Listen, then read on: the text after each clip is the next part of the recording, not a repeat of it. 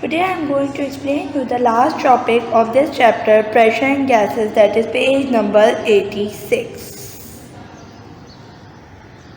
This is the ability of the gas that is compressed easily and filled in a sealed container. If the gas in that container is heated, it will increase the pressure inside the container and which hits the walls of the container. You will use gas pressure to fill up the balloon. When you blow the air inside the balloon, that air molecule pushes the wall of the balloon and the balloon finally inflated. Balloon will be inflated to its a particular capacity. If you fill the balloon with the more air than that of its capacity, it will be burst. This is the bursting of the balloon because you filled the air inside the balloon with more than its capacity. So it will gas pressure is generated inside walls and it will burst. But there is a small hole also present in the wall of the balloon. So when you fill according to its capacity, it will also deflate, but it will take time that the air molecule will escape from those holes which is present in the wall of the balloon. Another example, as the aircraft go above the sea level, the air pressure will be lower. So maintain that air pressure, there is a pressurized cabinet present in here. Above the sea level, air pressure will be decreased. So pressurized cabinet are present in the aircraft to maintain the air pressure throughout the flight. This is barometer, which is used to measure the air pressure. This barometer is used for the weather forecast because if the air pressure is low, chances of rain will be increased. This is used in the different weather forecasting department and in the aircrafts also. It is basically used for the measuring of the air pressure. This is the instrument or equipment to measure the air pressure of anywhere.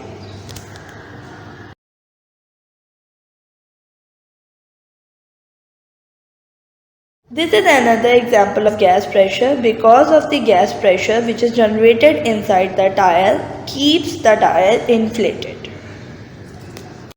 This is the instrument used to fill the air inside the tire. You will see that air is blown inside the tire and tire will be inflated because whenever the air is blown, it will push the walls of the tire and it will inflate the tire. But if you fill the air more than its capacity, the tire will be burst because the air pressure inside the tire will increase than that of the outside. Means the tire remain inflated when the pressure inside the tire and outside the tire will remain the same, otherwise it will be deflated. So the tire should be filled according to its capacity, or air will be filled according to the capacity of the tire, otherwise it will be deflated.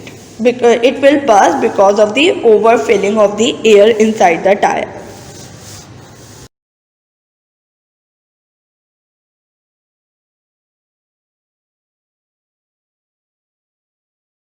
This is another example of collapsing of the can because the air pressure inside and outside will be changed.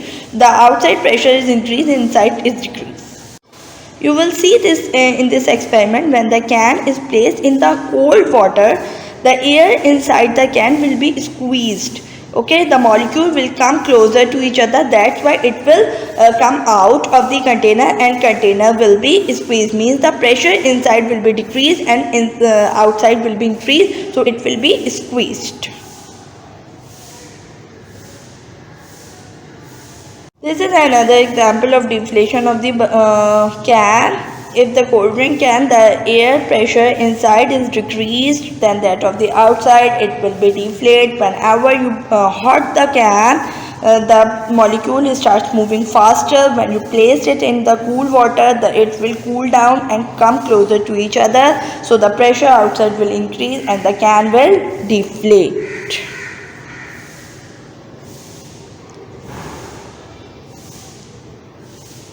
This is the work which you have to do. Question number 9, 10, 11 and 12, and the book exercises also. This is the book exercise. Question number 1 and 2 on page number 87. You have to do this in your book. These are question number 3 and 4 on page number 88. These also is done in book.